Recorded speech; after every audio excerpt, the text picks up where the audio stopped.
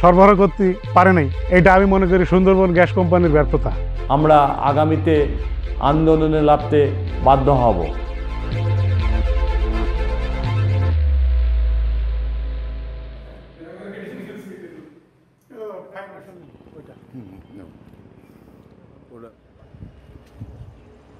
Gas আছে, পাইপলাইনও প্রস্তুত, কিন্তু মানুষ গ্যাস পাচ্ছে না। এক যুগ ধরে অলস পড়ে আছে কোটি টাকার প্রকল্প। এটা কি অব্যবস্থাপনা নাকি অন্য কোনো ষড়যন্ত্র? আমরা জানার চেষ্টা করেছিলাম আসল কারণটা কি। সূত্র আমাদেরকে নিশ্চিত করেছে 2009 সালে সরকার খুলনা ভেড়ামারা গ্যাস সঞ্চালন প্রকল্প গ্রহণ করেছিল। খরচও হয়েছিল 685 কোটি টাকা। Gas transmission company limited GTCL 2015 সালে কুষ্টিয়ার ভেড়ামারা থেকে খুলনা পর্যন্ত 165 কিলোমিটার দৈর্ঘ্য গ্যাস পাইপলাইন স্থাপন সহ যাবতীয় নির্মাণ কাজ শেষ করে। এরপর পেট্রোবাংলার সুন্দরবন গ্যাস ডিস্ট্রিবিউশন কোম্পানিকে গ্রাহক পর্যায়ে গ্যাস সরবরাহের দায়িত্ব দেওয়া হয়। গ্যাসও সরবরাহ করা হয়েছিল পাইপলাইনে, কিন্তু আজ পর্যন্ত সাধারণ মানুষ বা কলকারখানার মালিকরা এক ফোঁটা গ্যাসও পাননি। সরকারি নীতিমালা বলছে পরিকল্পিত শিল্পাঞ্চল ছাড়া গ্যাস সরবরাহ হয় না, অথচ ঝিনাইদের বিসিক শিল্পনগরী সরকারের অনুমোদিত। তাহলে গ্যাস কোথায়? পরিকল্পিত শিল্পাঞ্চল ছাড়া সরকার কোথাও গ্যাস সরবরাহ করে না, এটা অনেক আগের সিদ্ধান্ত।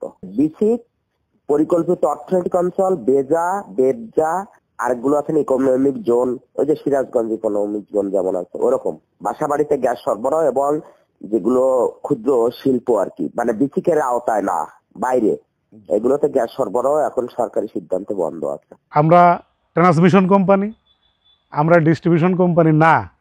আমাদের কোম্পানির কাজ হচ্ছে পাইপলাইনে গ্যাস পৌঁছানো। পাবলিকের কাছে গ্যাস বিক্রি করার দায়িত্ব হলো ডিস্ট্রিবিউশন কোম্পানি। সেই কোম্পানি হলো সুন্দরবন গ্যাস লিমিটেড। তো সুন্দরবন কোম্পানির মাধ্যমে আমাদের পাইপলাইন থেকে গ্যাস নিয়ে যদি কর্পোরেশন একটা প্রতিষ্ঠান বিসিক অবস্থিত আমাদের গ্যাস ফিল্ডের পাশে, আজ পর্যন্ত বিসিকেও গ্যাস সরবরাহ করতে পারে নাই। এটা আমি মনে করি সুন্দরবন গ্যাস কোম্পানির ব্যর্থতা। ব্যবসায়ীরা বলছেন পরিকল্পিত শিল্পাঞ্চল থাকার পরও গ্যাস না পাওয়া অব্যবস্থাপনার চূড়ান্ত উদাহরণ। গ্যাস থাকা সত্ত্বেও আমরা এই গ্যাস থেকে এই খুলনা বিভাগের এবং আমাদের ঝিনাইদহ সহ এই অঞ্চলের মানুষ আমরা বঞ্চিত হচ্ছে। নতুন নতুন শিল্প কারখানাও আমাদের এলাকায় এই গ্যাসের অভাবে গড়ে উঠছে না। আমরা বারবার গ্যাসের দাবি জানিয়ে আসছি, কিন্তু কোনো কাজ হচ্ছে না।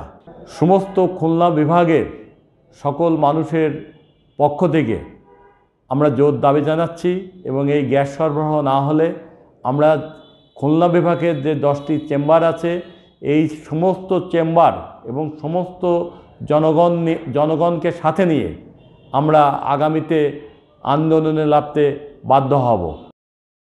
আমরা সুন্দরবন গ্যাস ডিস্ট্রিবিউশন কোম্পানির ব্যবস্থাপকের সাথে যোগাযোগের চেষ্টা করেছিলাম, কিন্তু অনেকবার ফোন দিয়েও তিনি ধরেননি। কেন কোটি কোটি টাকা খরচ করেও গ্যাস গ্রাহকদের কাছে পৌঁছায়নি? জনগণ কি শুধুই কর দেবে আর সরকার এভাবে অলস বসে থাকবে? এমন প্রশ্ন এখন সবার।